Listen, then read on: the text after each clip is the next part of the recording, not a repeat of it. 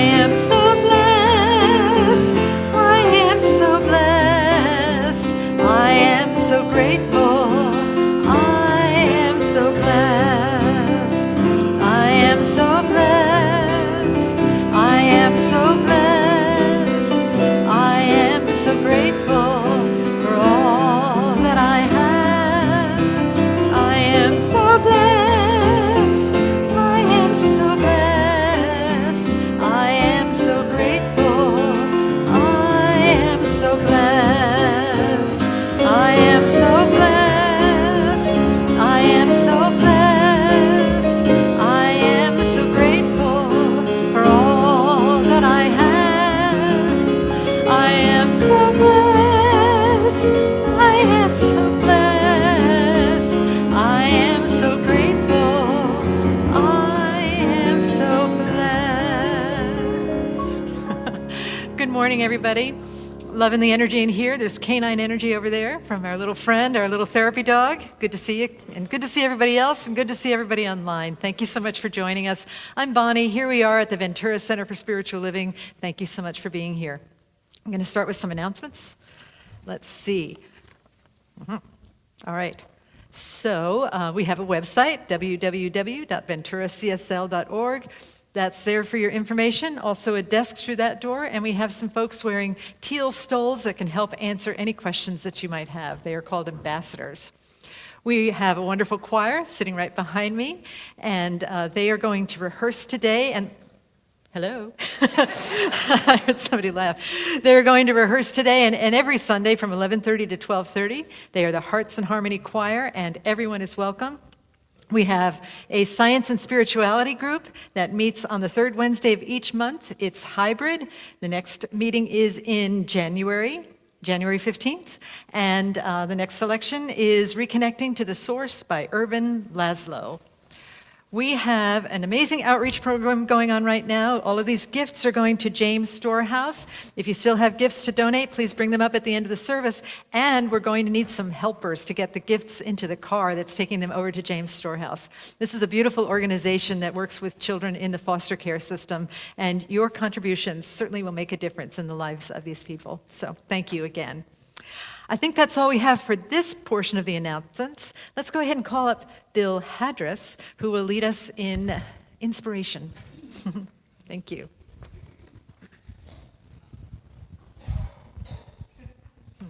Nope. Hello. I'm trying to delay. Do you want this? I'm hoping some children show. Oh. No. Yeah. All right.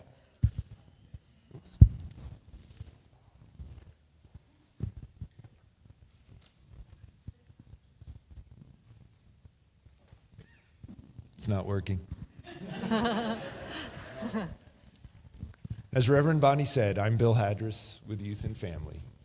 So today, I'm going to ask all of you to pretend you're the children. So everybody come on up. No, just kidding. Start with a quote. It is the nature of the universe to give us what we are able to take. It cannot give us more. It has given all. We have not yet accepted the greater gift. So in pondering that and our gifts, some bears. Each one of us has many gifts within us. Whether we think we are talented or not. And there are treasures to discover about ourselves. So I'd like you all to think for a second. Close your eyes if it helps. Take a breath. And if you were a parent, might be a stretch for some of you. What gifts would you want to pass on to your children?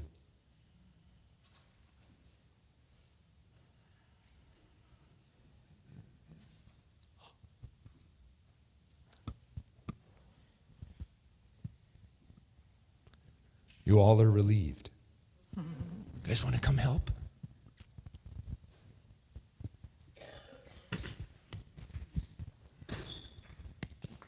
Maybe?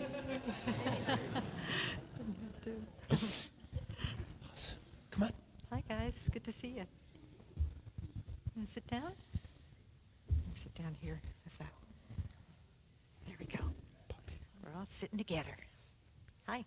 You guys want to talk today? No. Too soon. Yeah, too soon. All right. So my next one. Did you know that people that we don't even think are cool or we may not even like have gifts too? We need to acknowledge those gifts. Can you guys think of any important things that you may have learned from other people? You want to share? Maybe, I don't know. Don't know? Okay. I have one. Patience. Ooh, patience. That sounds nice. Yeah. It's good to wait for things to come sometimes. It may even be better than we could imagine. And last, think about the expression, what you put out into the world comes back to you. We need to share our gifts. Think about what gifts you want to be remembered for and share them. Aw. Adorable picture.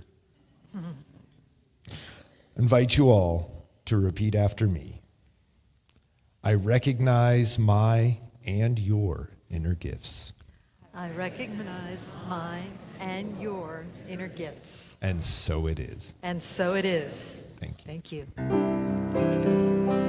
You are the face of God. I hold you in my heart. You are a part of me. You are the face of God. You are the face of God.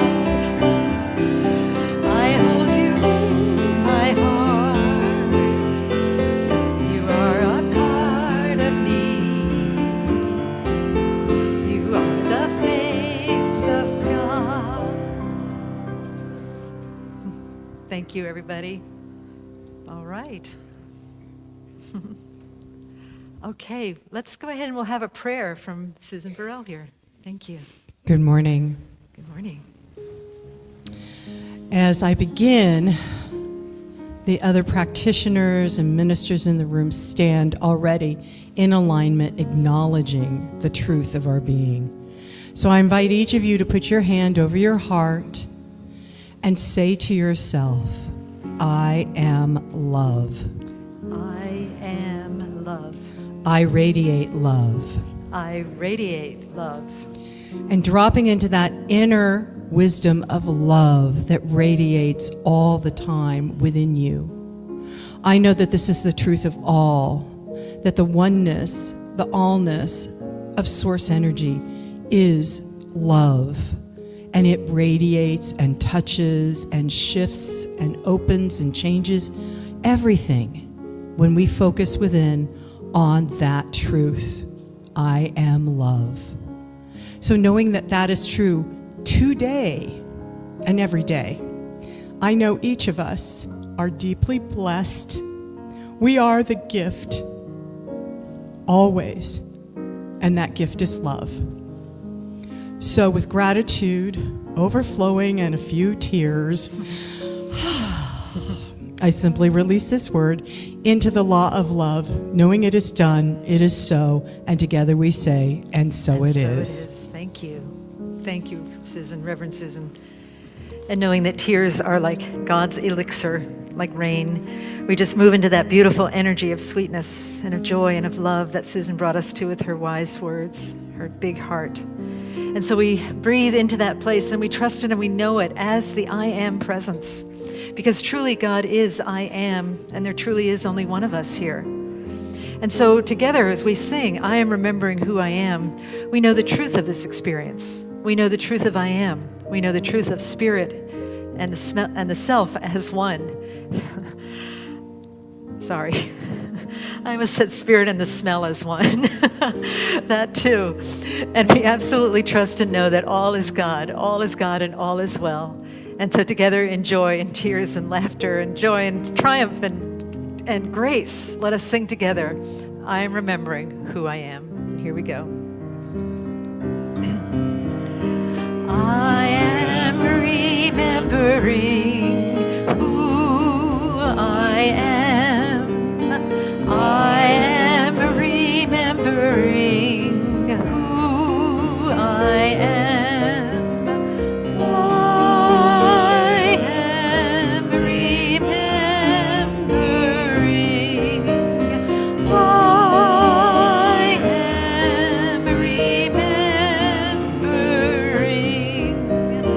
I am remembering who I am. I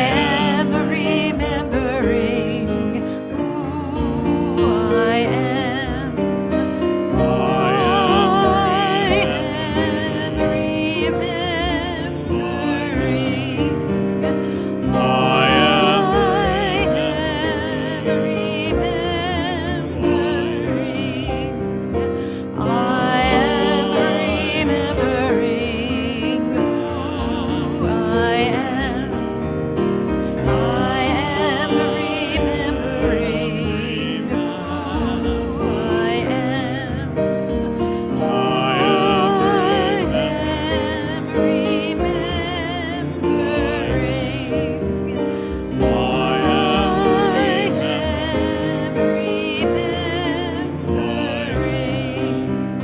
I am remembering who I am.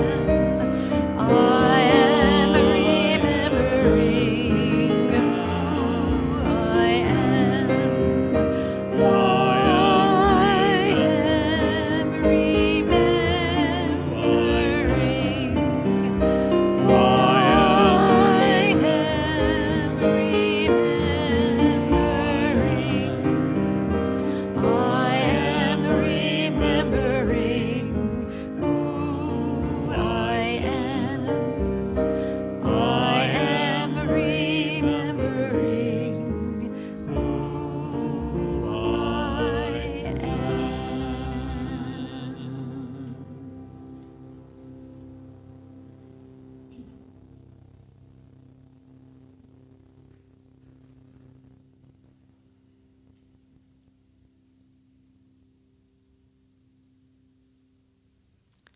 Trusting in the love, the divine remembrance of who we truly are. Let us breathe in deeply. And then exhale, gently opening our eyes as the one in love and in service to what is, as it is, and so it is. Namaste.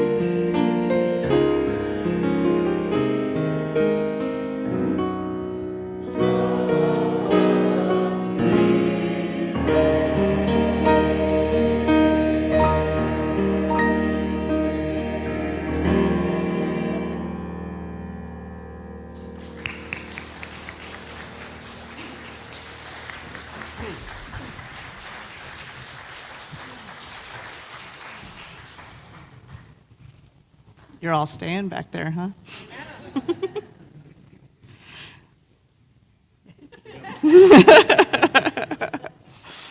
Good morning, everybody. I'm Reverend Jennifer. I am the assistant minister here. So, if you don't like my talk, that's okay, because Bonnie will be back next week. So, happy winter solstice. So today is the winter solstice. The nature religions for eons and throughout the planet still celebrate the solstices as a time to set intentions. I'm not going to go really into paganism or anything today, but if you want to have a really long, interesting conversation with me about it, please hit me up, because I love to talk about it, but not today, not today. So, on the solstices, normally, we set our intentions. So in the summertime, you set your goals, and it's kind of an active thing, right? You're planting your garden, you're harvesting, or you're not harvesting, but your gardens are starting to show, and you're celebrating and all of that. But in the winter, what you start doing in the nature religions, it's a different kind of intention setting. And it's an intention setting that is based on remembering rebirth. Because as everything's dying out, we have to kind of remind ourselves in the northern hemisphere here that it's not gone, right? It's kind of like the idea of some people will say, the pagan religions, they're superstitious, and they celebrate because the sun comes back. And they're not superstitious. It's more of a reminder, because they're grown-ups, right? Pagans are grown-ups. They've been grown-ups this whole time. They have the same brain capacity that we've had the same brain capacity for 30,000 years. Nobody 10,000 years ago thought the sun was doing peekaboo, peekaboo, right? They knew it was coming back. So it wasn't like a big surprise to anybody. It's a remembering. It's kind of what we do here every Sunday. It's a remembering what the truth is. So the truth is the sun's coming back, and right now, today, is a great day in that remembering what we want to bring back. We have planted our beliefs, and we planted our intentions and our goals in the summer. And so what do we want to bring back coming forward? What do we want to release? And what do we want to bring forward? So that, to me, that's what winter solstice is, and that's what this talk is hopefully going to get to eventually. So some of you might be like, well, I didn't do the summer goals, and I didn't do my summer intentions, so I don't know. I'll just eat cookies and binge watch Die Hard movies. Okay, that's just me. I got my Christmas repertoire. You got to have Die Hard and Better Off Dead and all of those great Christmas movies of the 80s. Bridget Jones's Diary. We're going to do Miracle on 34th Street here, which is also a lovely Christmas story. But what we don't remember sometimes is that all summer, all the time, we are planting our seeds. We are setting our goals. We're maybe not doing them mindfully, though, right? So we might, and they might be at odds with each other, because you're planting. I know I plant the seed of, I'm going to eat better, and look, sugar, or I'm going to get up and walk, and oh, look, the snooze button, or whatever, so you set those things that are at odds. So right now is a really good time to focus and to look at what has worked and what hasn't worked. So who here said, we just celebrated Thanksgiving here in the United States. Anybody that's not watching in the United States, that happens in November here.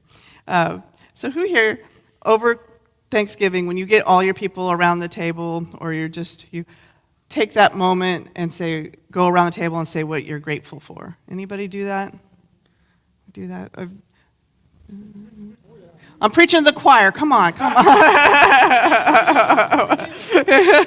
So we do that, and it's lovely. It's a lovely, time to say what we're grateful for, and it's always, I'm grateful for my family, and I'm grateful for this.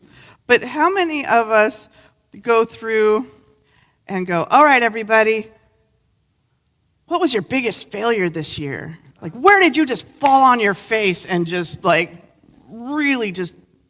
And we know it's not a failure, because everybody that was here A few months ago, I did a talk. Remember, there's no failure, and your mistakes don't define you, right? Your mistakes are just lessons. So let's say, what was your big mistake? Where was your biggest learning opportunity this year?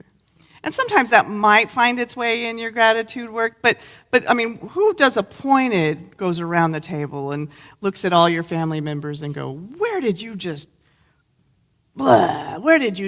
completely fall apart? That doesn't feel good. Reverend Jennifer's insane. Why would we do that? I'm going to get kicked out of family Thanksgiving if I know everybody, let's do something different. They'd be like, no, I don't want to do that because it doesn't feel good. And it's just as important, I think, as what are you grateful for? All your triumphs and everything, you've triumphed because you had a hurdle to overcome. So sometimes we have to look at those hurdles that maybe we didn't feel like we overcame them, but we had to see where we maybe altered course. So, and that's okay. I mean, it's okay to not want to do that publicly. It's fine if you don't want to, get around the table with your cousins and be like, hey, you want to hear something that's really embarrassing that I did this year? They'll be like, yes, like, of course. No, we don't want to do that. But those of us that come here on Sundays and take classes, and even those of us that don't come here, we're all spirits in evolution. We're all evolving spirits. We're all evolving beings. We're here to grow. We're here to evolve. We're here to change. We're here to have these experiences. And you know that because you come here and we sing I Am Remembering and we do all of these things. So right now is a great time, you can do it privately, to reflect on, gosh, what did I really want to do differently this year? So that's my first point. Like let's when you leave here, if you're going to have a list of things you might want to do, one of the first things is when you're reflecting, leave a little space for things that you wish had happened differently or that you could change. I'm going to shift gears a little bit. A few years ago, I wrote a draft for a Christmas Eve show for here. And I gave it to people that might be in this area, that are very talented writers and very gifted at knowing how theater works and everything. My background is engineering. I have an idea of what I think it should look like and what it should be. And what do you think? And I had lovely feedback. I'm not going to tell you about the lovely part, but the part that the feedback was, your play is 6 minutes long. There's a lot of slapstick. 6 minutes long, and it has no point of no return. It has no point of no return. And I was like, what is that? No all is lost moment. You have I had no dramatic tension. And I was like, what? They have to have that where everything's falling apart. And I was like, but I love these people. I wrote this story and I love these people. And I even casted church members in my head. I don't want to do something mean to them. I don't want them to have to go through something awful. That's terrible. What kind of sick person would do that? So I put it away. I'm like, no, I'm not going to do that. And then Reverend Bonnie's been talking about this for a few weeks now about, if you have a story like that, it's boring, right? You can have a very sweet story and it's boring. All I can think of is, she mentions a bunch of stuff that I've never seen, but if Steinbeck wrote a book called Cannery Row, it has no point. It's just like two guys kind of floating around in Monterey. I like Monterey, but it's like, this has no point. And that's it, right? There's no pivot point. There's nothing. If you can't follow this example, I got another one, because I'm going to brag about him, because he's up there today. On December 6th, my middle son graduated from university with his bachelor's.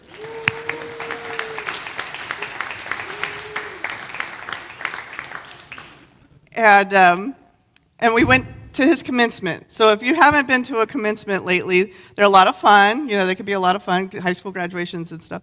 And So we go to the commencement, and the president of the university gets up there, and it's like, oh, wasn't he the governor of Nevada? And so I have this conversation in my head that has nothing to do with the guy talking. And things like, I hope this guy doesn't talk too long because I want to get to the good part, right? I want to see my kid on the stage. Like, that's all I really want. I don't really want to see all other 900 of these people. Like, I just want to see this part. It cost me a lot of money to see that guy go across the stage. So the guy's talking, and the president's talking, and he's a very gifted speaker. So he's highlighting normal hurdles and trials that people go through when they go through college. And then he was using a few examples to highlight from the group to highlight several students who had overcome maybe some hurdles that are bigger, health challenges, family challenges, change of life statuses. And he highlighted a few of them, wove it together beautifully. And at the time, I was like, oh, and you can be inspired by that story. But at the time, you're in this auditorium with all of these friends and family, and the kids are there. I'm going to call them kids. Some of them were as old as me, but they're kids, and he's going through all of these things, and some of them reflected what my own son had gone through, and I thought, oh, I wish I could have shielded him from that. I still wish he didn't have to go through that. And I know that, like, as a parent, right, there's these things, like, you want to shield your children from these things, and you can't, right? I'm back to the story. Like, I don't want bad things to happen to my characters. I love them. I don't want bad things to happen to my children. I love them. I want to shield them. And what happens if I am successful at that? If I'm successful at that, my child will have a curated and safe life and boring life until the point of I become the hurdle that he has to overcome. The shielding has to be overcome. Because I have 3 boys, so I always think of my children as boys. They have to evolve. They didn't come here for me to shield and protect. They came here to evolve as themselves. And that's true, even if you don't have kids, that's true for yourself. Where in your life are you trying to shield yourself from that discomfort, from that so you shy away and you retract, you go into your curated and safe life.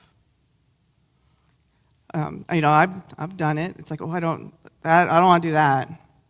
I don't want to do that. Unless you're one of those people that, like, every challenge, right? And then I think that's the opposite, right? But it's not, it's the same problem. So it's the discerning. There's a discerning. And what happens is, I think, that it's this dark light dichotomy. And it's like, oh, that's bad. That's bad, so I want to get away from it. And this is good, so I want to go to this. And we know, because we come here, that it's whole, right? It's a wholeness to it. There's a wholeness to everybody's adventure that you're here, everybody's story here. You have a whole story. You have your whole life. You have this whole thing. And these hurdles, these trials, these darknesses, these that we don't want to share at family dinners are part of this whole. They're what makes your life beautiful. They're what makes your life not boring. They're what makes your life, and not someone else's, and not a story, that Reverend Jennifer's writing that's keeping your characters all safe. So that's where, when I was thinking about solstice, that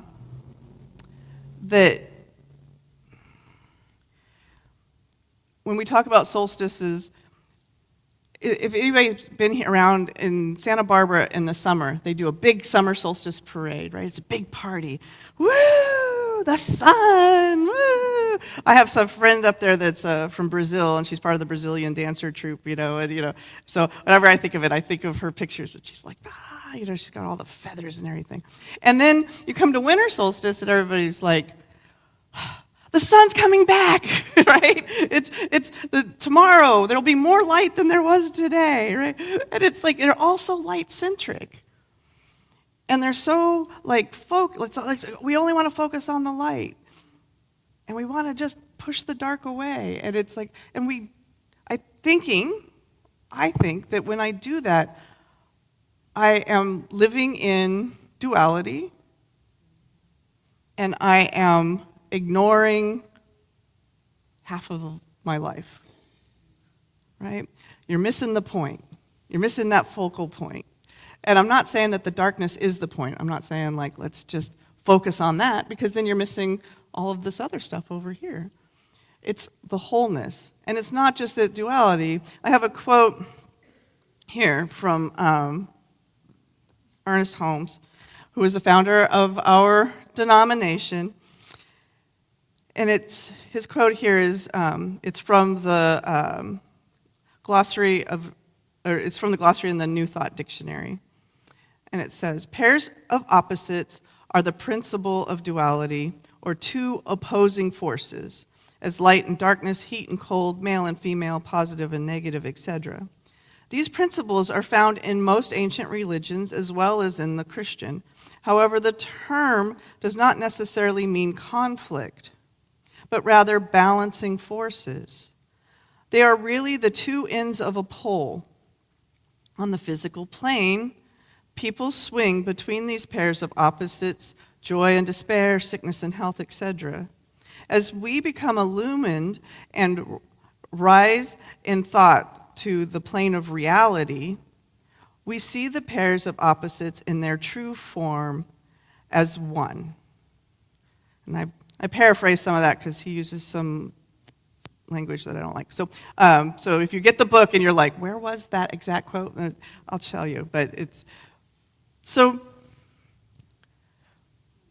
that's the point I'm trying to make here, is that when we share our gratitudes, we can also share our biggest hurdles and our biggest, like, I came up against this trial and it looked like a failure. And both things are good, or not, right? I guess if you want to say good, bad, that's another duality thing. Both things are necessary for our growth. Both things have value. Both things are important for you to remember and to reflect on. And then discern where you want to go from here. I've been driving back and forth to Las Vegas. We're going to go back to Tommy, my middle son. He's relocating to Vegas because he got a job. All next month, I'm going to be walking around like, I launched a kid. He's going to be living on his own. And we're going back and forth to Vegas. And it's, when you do a road trip like that, like, you need to know where you're going. But it also helps to know where you're coming from. So this time right now, let's look at where we're coming from, where you are, and then know where you want to go. So you can make that plan as well. I still have plenty of time. So the last thing I want to touch on, and if you're like, I don't know about this darkness stuff, let's just think about darkness for a minute.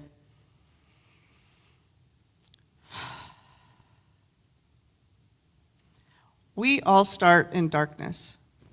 Every one of us started in darkness. We started floating around in our moms, right? We were floating around in there, and it was comfortable, it was warm. Actually, it was exactly the right temperature, right? Because it was our temperature, so it's exactly the right temperature. There's no gravity, you're floating in there, and it's perfect. Room service, on order, right? You never have to, like, try to go. Everything's taken care of. You're just floating in there. And it's perfect and wonderful and great until it's not. Right? Until it gets tight in there and you're like, oh, I gotta get out of this place. Like, what's happening? And things start rolling, and the next thing you know, you're thrust into light. Right? You're thrust into the light. And two of my boys, not Tommy, but the other two, when they came out, they started crying, right? Tommy looked around the room like, oh, crap, again? But the other two, like, they start crying. It's like the whole opposite. And then we spend our whole rest of our life. So anyway, so darkness is where the growth happens. Darkness is where we're strengthened. Darkness is where we prepare for our life. The roots in when you plant a seed, it goes into the darkness. When the plant grows roots first. Trees have roots. That's where your strength actually comes from. And then when you're done with that, that's when it's time to come into the light, when you've grown that. So, darkness is not bad. Darkness is good. Or not. Darkness just is. It's just part of life. So,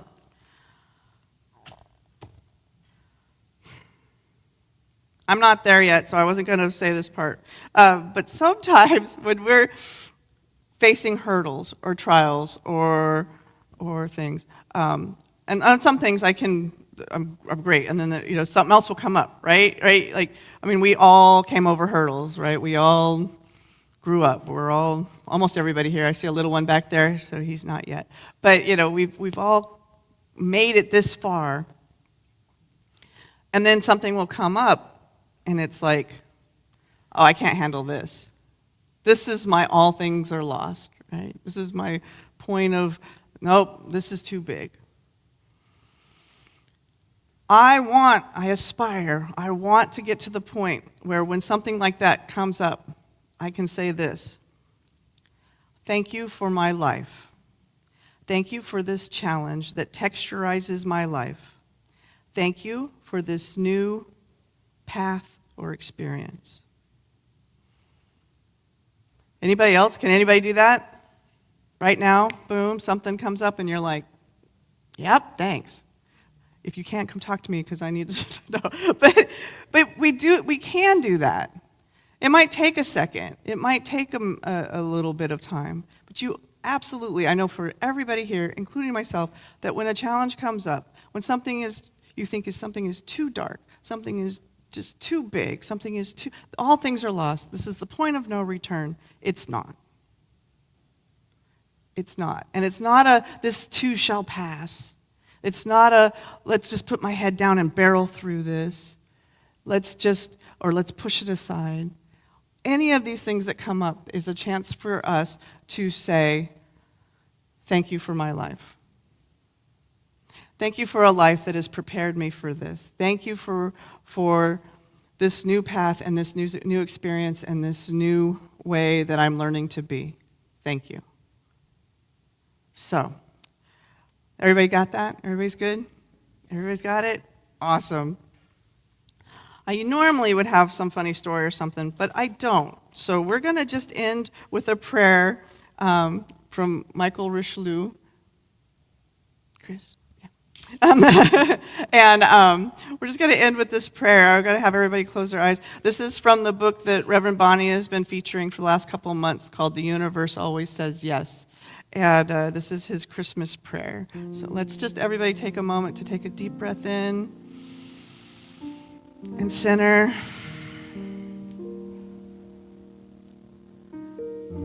And remembering that it is all God in everything as everything. Remembering that we can always see both sides of anything that looks like duality. We can always breathe in and take a moment to connect with our own divinity, that divinity that is within us, that divinity that is outside of us. It's everywhere. And in that space, and in this breath, the holiday season presents me with the opportunity to give myself the gifts of recognition and acceptance. Opening the gift of recognition, I see clearly that the kingdom of heaven is within. The living, loving presence of God always finds expression by means of me. As Spirit expresses through me, I give birth to an expanded consciousness, a Christ consciousness.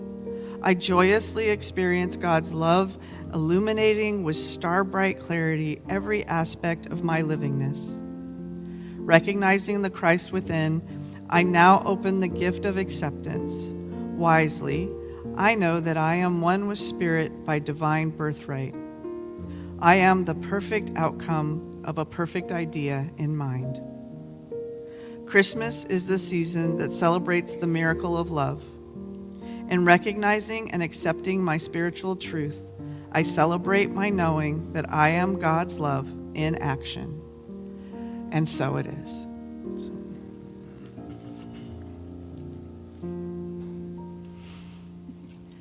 Our board president, Lonnie. Yay! Thank you, Jennifer. I like to call those moments like I so saw it going differently in my life. I have many of those, but they're so fruitful.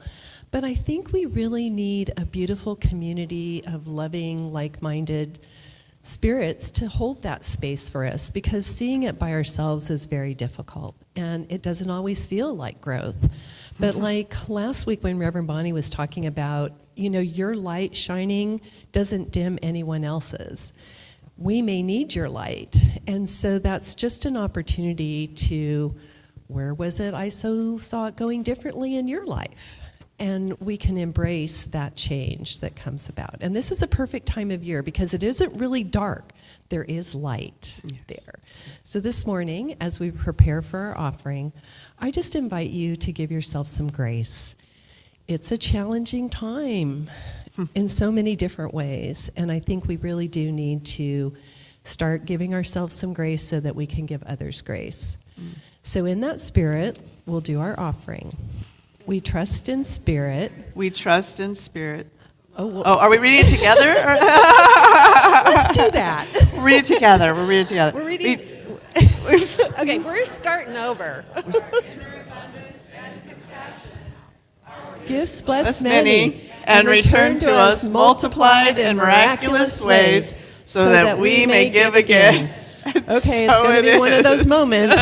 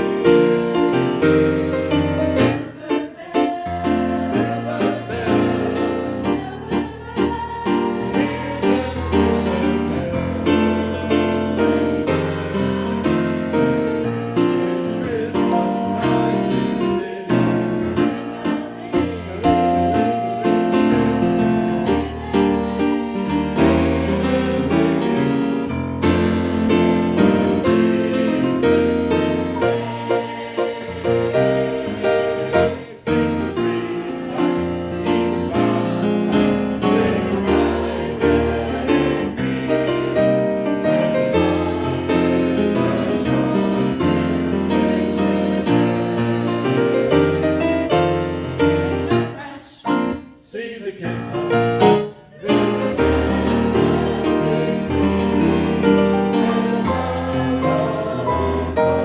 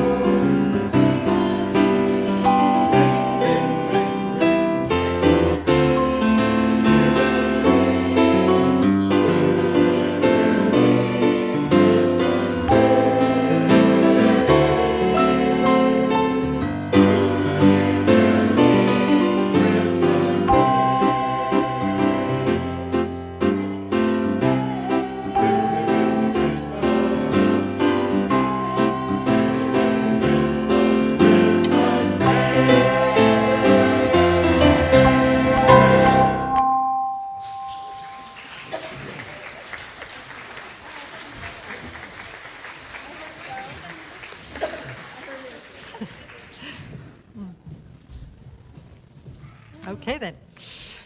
That was fun. Thanks, choir. Thank you, Michael. Thank you, Chris. Great. Okay, thanks. Okay, just a few more announcements. Let's see. So, you've seen all the toys up here, right? They're going to James Storehouse to benefit children in the foster system. And we're inviting people from the congregation to step forward and help Gail. There's Gail right over there. Gail load up her car. So is anybody here available to help with that? Just raise your hand so Gail can get an eye. Look at, okay, choir.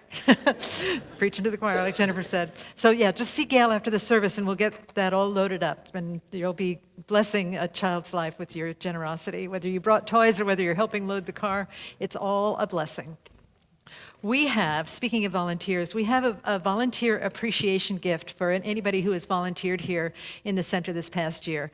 I don't have the words to tell you how much your service means to our center and to everybody who attends and everybody's lives who we touch. We could not do this without our volunteers. So can we just actually just give a round of applause for anybody who's volunteered? Just big thank you. Thank you.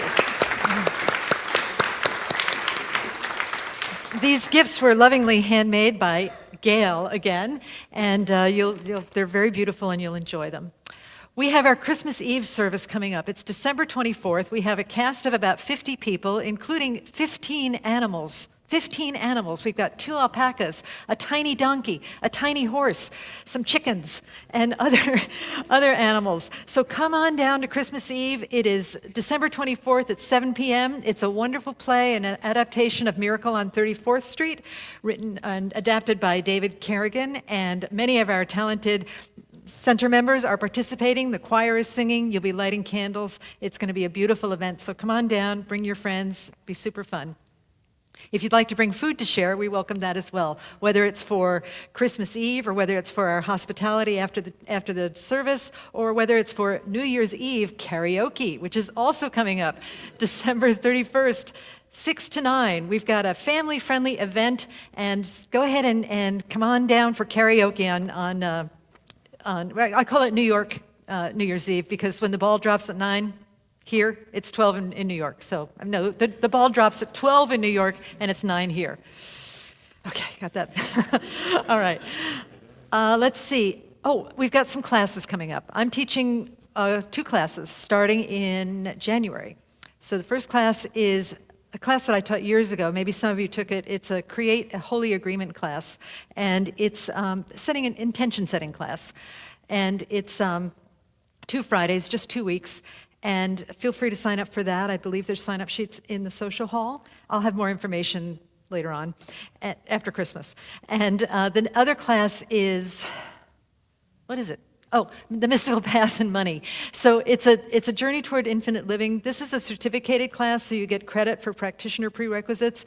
And it's looking at the idea of mysticism and the material world and how they are interrelated and intertwined. So if you have any area in your life. A lot of folks struggle with money, so I put money in there. But any area of darkness, as Jennifer so eloquently spoke about today, then come on down, take this class, and we will look at a mystical approach to all of that so that we open our hearts to be a greater presence of good and shining glory for this world.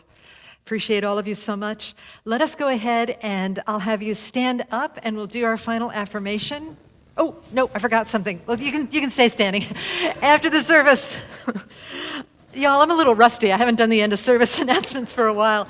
We have prayer with a practitioner. Come on down, get a prayer from a practitioner, and all will be well. Let us read our affirmation together. Here we go. I am held in Spirit's holiness, divinely guided by wisdom, courage, and love. I am always connected. I am love. I share love. I serve love. Thank you for my life, and so it is.